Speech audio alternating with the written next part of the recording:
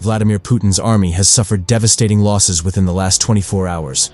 According to the latest update from Ukraine's General Staff, Russia's military has intensified its attacks in Ukraine as it seeks to take advantage of its superiority in both manpower and weapons. Military analysts claim Kyiv's beleaguered troops are currently outgunned by 10-1, as well as outmanned by 7-1. The Kremlin's troops have succeeded in seizing around 278 square kilometers, 107 square miles, between 9 and 15th May, their biggest gains since the end of 2022.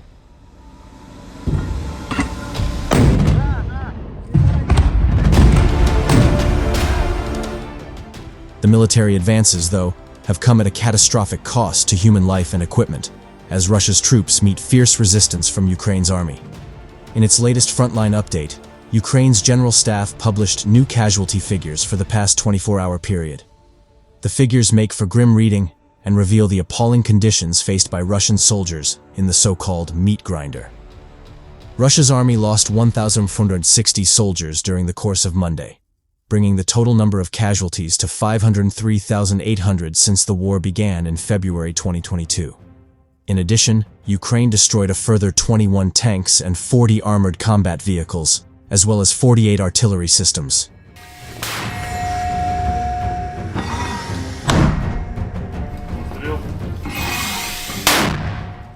Russia has deployed deadly glide bombs to attack Ukrainian defensive positions, as it seeks to make gains along the 621-mile front. Kyiv's chronic lack of air defense systems has allowed the Russians to use the 1.5-ton bomb to lethal effect. Every week, Russia launches hundreds of these bombs on Ukraine, which create 20-meter-wide craters and obliterate military positions and entire settlements. The glide bombs played a key role in helping Putin's army capture the strategic eastern city of Avdiivka in February, and may yet propel the Kremlin to victory.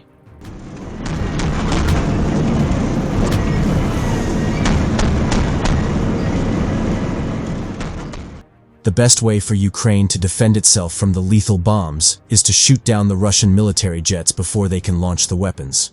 To be able to do that, Ukraine would require a supply of long-range air defenses, such as Patriot and SAMP-T, according to military experts. F-16 fighter jets would also allow Ukraine to keep Russian planes armed with the bombs at bay. Ukrainian forces are seeing some limited success in their fighting against Russian troops along the shared border in the northeastern Kharkiv region, where in recent weeks, Moscow opened a new front that could threaten the nation's second-largest city.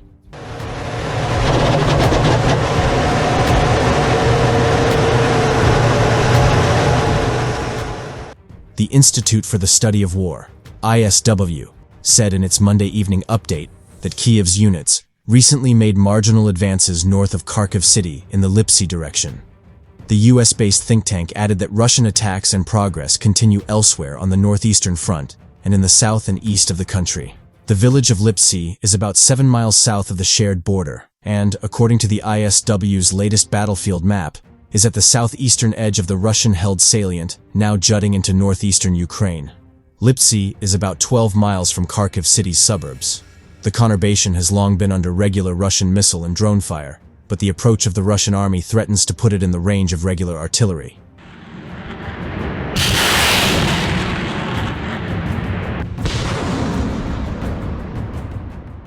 The Russian Defense Ministry said on Monday its forces had repelled a Ukrainian counterattack north of Lipsy, inflicting heavy losses on Kyiv's troops. The Ukrainian General Staff, meanwhile, wrote in a Facebook post that troops had prevailed in the fighting near the village. It added that its forces will implement measures to improve the borders of defense while achieving further success in individual areas. The fiercest recent fighting along the Kharkiv border has been in the town of Vovchansk, now largely destroyed. Ukrainian Commander-in-Chief Oleksandr Syrsky said last week that Russian forces are completely bogged down in the settlement and suffering very heavy losses.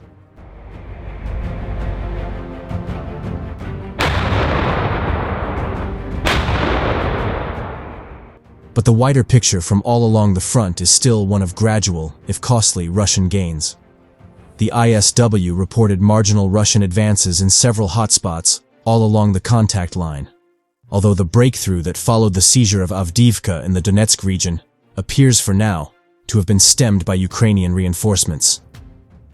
Further west in the Kharkiv region, Russian forces are still edging toward and around the flanks of the city of Kupiansk. Moscow said its forces have captured the settlements of Ivanivka and Berestov in recent days.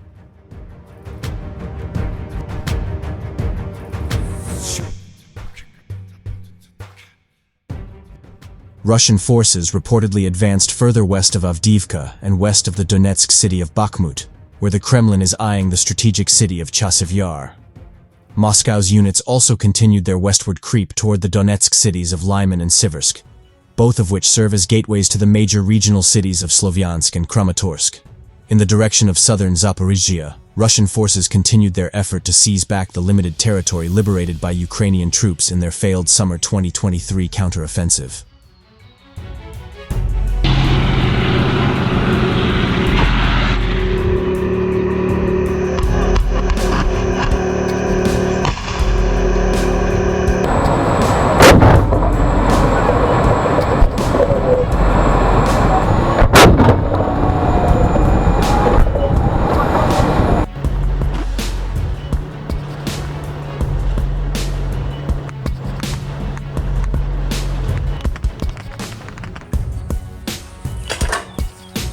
Готов!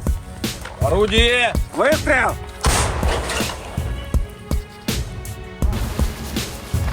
Орудие! Огонь!